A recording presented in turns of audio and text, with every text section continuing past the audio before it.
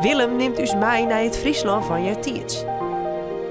En ik beziek je te begrijpen hoe het is om te leven zonder stroom. In deze aflevering vertellen we die er meer over.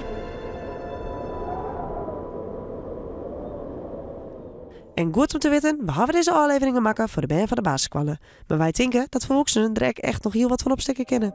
Welkom bij Oer de Greens en leuk dat we zoals naar een nieuwe aflevering. Mijn 4 Friesen om utens onderzoek je weer de verschillen tussen Friesland en het buitenland. Want gaat het nou echt zo oors, daar Oer de Greens? Nou, alle gedachten schucht er nou naar een televisie of laptop. Maar kerst je vaststellen dat je hier alleen nog maar op bepaalde momenten op de dag gebruik van maakt je kerst. En dat omdat die stroom in die land goed verdeeld worden moet. Nou, ik net. Maar zie het in Zuid-Afrika, die weet net beter. En soms valt alle stroom daar in één keer uit. Wij gaan soms ongeveer 8 uur en dag geen stroom.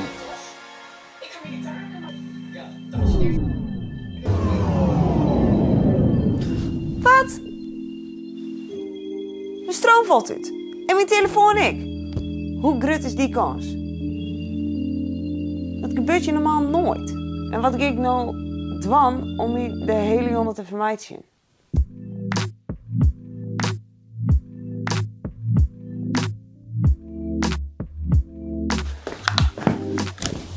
Ik voel nog een powerbank. Maar je ziet, ik word echt schreeuwend gek hier.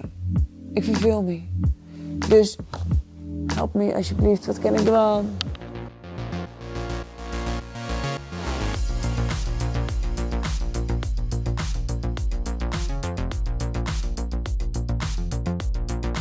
Zo Jennifer, dat gebeurt bij u voor gauw is.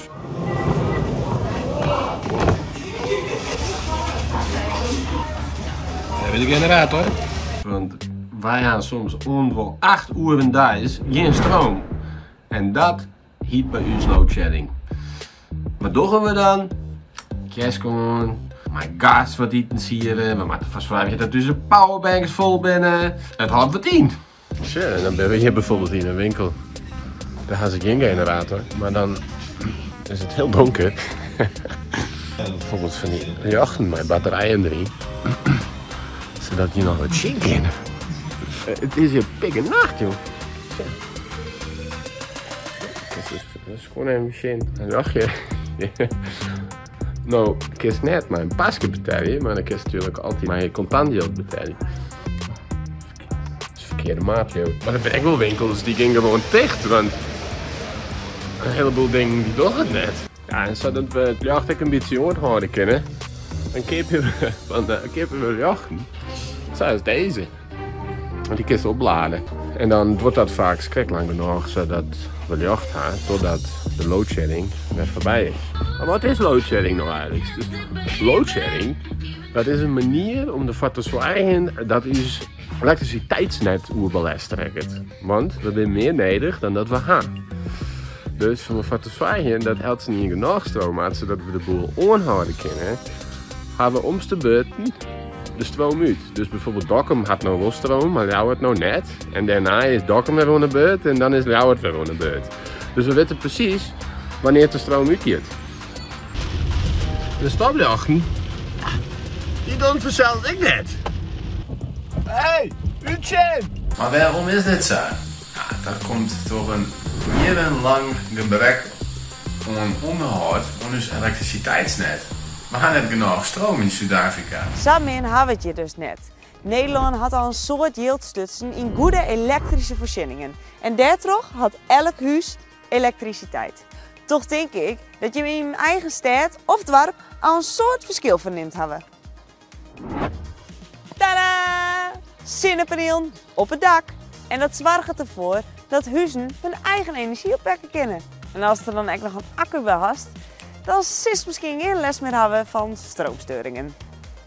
Met deze app weten we precies wanneer de stroom er al gaat. Dus, zo weten we bijvoorbeeld dat de stroom er om 4 uur aangegaan is en dat er ongeveer om 11 zo'n weer omkomt. Hoe maakt je mensen dan nog wat van hun dag?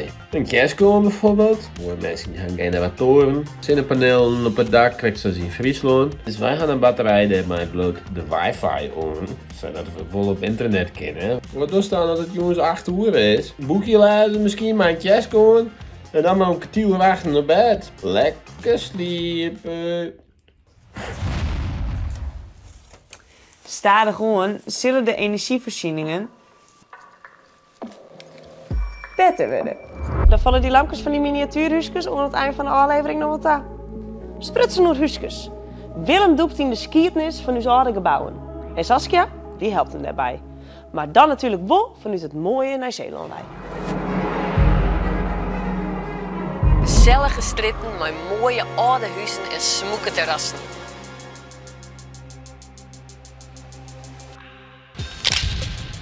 Vanzelfs die gezellig.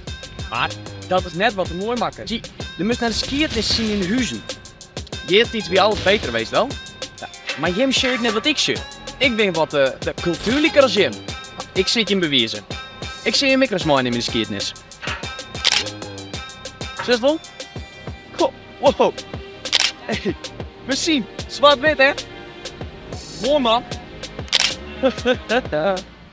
Oké, even zonder kijk ik nou. Dit is toch vet? Toch? Ik bedoel, het is toch prachtig om te weten dat zo'n 100 ieling, dat nou precies hetzelfde eruit ziet. Die oergrut pakken, het naar dezelfde gebouwen als Dino. Friesland ziet zo wat vol met zulke mooie oude gebouwen. Hoe is dat ooit in Nieuw-Zeeland, Saskia?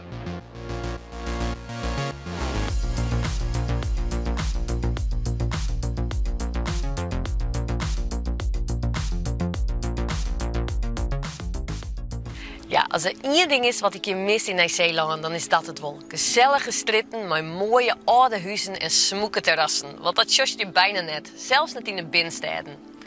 En dat het er mooi zien met de skiertnis van Nieuw-Zeeland. Die is volle jonger dan die van Nederland. En daardoor gaan we volle minder historische invloeden in de architectuur. Ik wie in de Nieuw-Zeelanders hier iets volle minder rijk dan de Nederlanders. En daardoor bouwen ze sobere, simpele huizen zonder te volle franje. Hier en daar zie je nog wel eens een huis in de Victoriaanse stijl, zoals hier achter mij. En die binnen vaak bouwd door rieke Engelsen. En dat binnen wel hele mooie huizen. Zoals je misschien wel wist, is Nieuw-Zeeland volle grutter dan Nederland. Nederland past al zo eens een heel keer in Nieuw-Zeeland. Dat hebben we hier maar 5 miljoen mensen wennen, terwijl we in Nederland zo'n 7 miljoen wennen hebben. Daardoor gaan we hier volle meer ruimte en dat heeft wel invloed op de huizen die we bouwen. Want meer ruimte betekent goedkoper groen. Dus bouwen de meeste mensen in de breedte in plaats van in de hichte en zocht je volle meer bungalows. En de meeste huizen hebben een lekkere grote tuin. Ja, in Nederland is dat wel los. In Nederland is de bevolkingsdichtheid volle heger als in Nieuw-Zeeland. Daarom hadden we toegewezen bedenken om meer huizen op minder land te kennen. Zoals Saskia zei, bouwen we dus in de hichten. Daarom is het heel normaal om appartementen te bouwen zoals deze te zien in grote steen. En dat is zo heel langzaam. Ik bedoel, we broeken sinds begin vorige eeuw al heegbouwverwenningen. Een oorgroot verschil binnen de materialen. Zo worden een protte huizen hier van hout bouwd, zowel van binnen als van buiten. Hout we hier iets namelijk heel goedkoop, omdat we hier een soort bossen en dus bjem hebben. En daarnaast is hout veiliger in het geval van een aardbeving, omdat het beter mooi houdt. Ja, en omdat Nieuw-Zeeland zo volle spectaculaire landschappen had, passen de architecten hun ontwerp dergelijk vaak op aan. Een protte huizen binnen sabouwt dat de bewoners een prachtig zicht hebben op de natuur om haar heen. Wij hebben bij Gelieks een extra groot ruit, zodat we een mooi zicht hebben op de berg achter ons. En vanuit deze kant kunnen we perfecte zee zien. Wow, daar wil ik wel eens een foto van maatje. Mooi om te zien, werd in huis op de vrouw ziet, dus zorg ik even voor orenbehoeften en orenhuizen. Wat een dreig kar. Na je week hebben we weer de laatste aflevering van Oer de Grens. Maar wel een van mijn favorieten. Want daar komt Wieke. Octopus, och wat een mooi beest hè. Maar vertel eens, waarom is een kas in Albanië nou zo oors? Het is heel sfeer werk. Ik leer het te zien. Kom maar mij. En vooral de onwette landschappen binnen heel bijzonder. Met grotten en bogen en tunnels. Is dat dit? Is dat dit? Nou, net het dier. Hier.